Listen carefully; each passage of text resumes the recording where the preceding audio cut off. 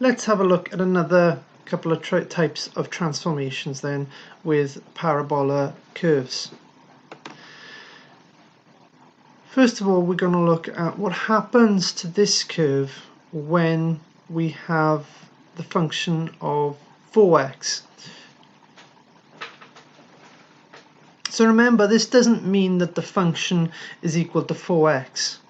The function in this case is x squared, or x squared minus 3. But the answer for x is 1, i.e. 1 squared minus 3, is actually going to be x is 4, 1 times 4, 4 squared minus 3. The answer for x is 2, 2 squared minus 3, is actually going to be the answer for x is 8 squared minus 3. So whatever x we're working on at a given point, we're going to multiply that x by 4 to work out the value. That's what this f of 4x is saying. Before we go on, a little point to make as well is these numbers and things are often represented by letters. So you might come across something like f of kx or f of ax. That just means the same thing. It's just saying that that number can be any number.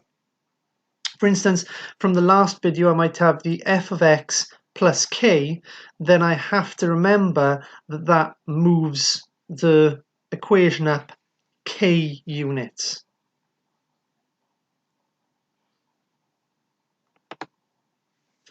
Okay, so this shows us the function of f of 4x.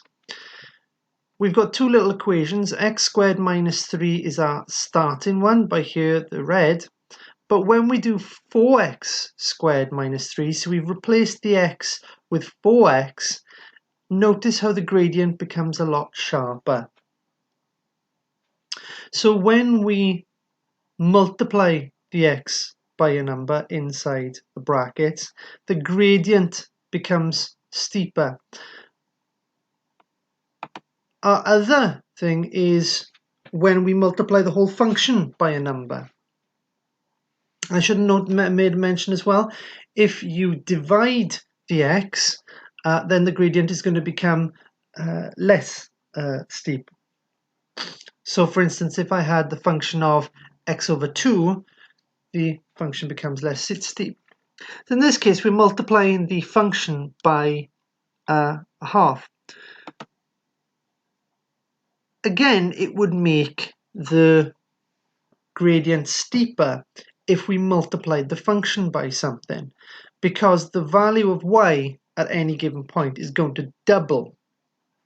However, in this case, what some people get caught out with is that we're actually halving it. So we're essentially dividing the value of y by 2, because multiplying anything by a half is the same as dividing it by 2. So if the answer for x squared minus 2 was 2, well, because we halving the answer, it becomes 1. So as a result, when you're multiplying by a fraction, the gradient becomes less steep.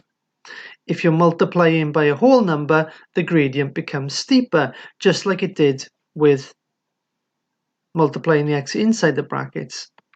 So what is the difference?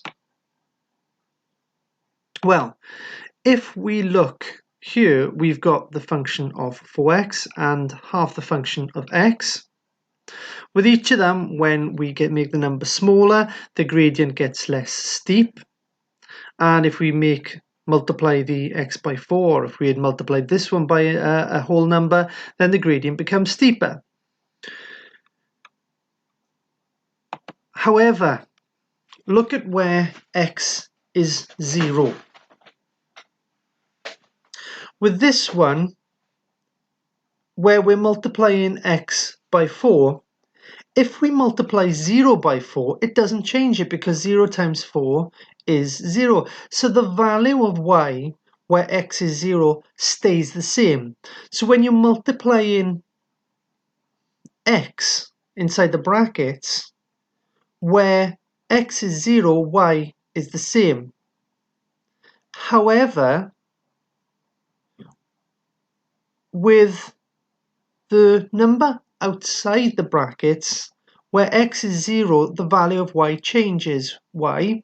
Well, we're working out the equation that the function represents with x. So for instance, if this was, as up here, x squared minus 2, I'm doing 0 squared, because x is 0 at that given point, minus 2, giving me the answer of minus 2, and then the number that we're putting here is multiplying that answer by a half to give me minus 1. If I do the same by here, the 0 squared minus 3 would give me minus 3, but 4 times 0 squared, which is 0 minus 3, still gives me minus 3. So that's a key difference when drawing an equation where a transformation where the function of x has increased or been multiplied by a number, and where the x within the function has been multiplied by a number. One last one is when this is the function of x squared, and where it can become upside down in an n shape that I mentioned I was going to talk about in part 1. Well, simply put, what causes this to happen is if we got the negative form of f of x. It doesn't matter if the minus is inside the brackets in relation to x squared, because 1 squared is the same as minus 1 squared. But if the negative is outside, it's saying, right, make the answer negative if it comes out positive, and make it positive if it comes out negative. And as a result, it flips the curve. Also remember that these transformations don't have to happen with one stage, there can be 2 stages to them. So for instance, here I've got the function of x squared, which has changed, been transformed. And we can look at this and work out, well, what is the function of x squared being transformed into? Well, for starters, it's moved up 1. The function of x squared would have been on 0, and it's moved up to 1. So I know that makes it the function of x, add 1. Remember, it's not moving to the right or to the left, so it's not the function of x plus 1, close bracket. It's the function of x plus 1. But that doesn't take into account why it's upside down. So I've got to put down that it's the negative function of x plus 1. So if I had, when x is 1, or 0 for instance, 0 squared, which is 0, turned negative, which is 0, adding 1 gives me this value up here instead of this one down here. When x is 1, 1 squared is 1, minus 1 is minus 1, and 0 gives me a value up by here, or should have given me a value up by here. And so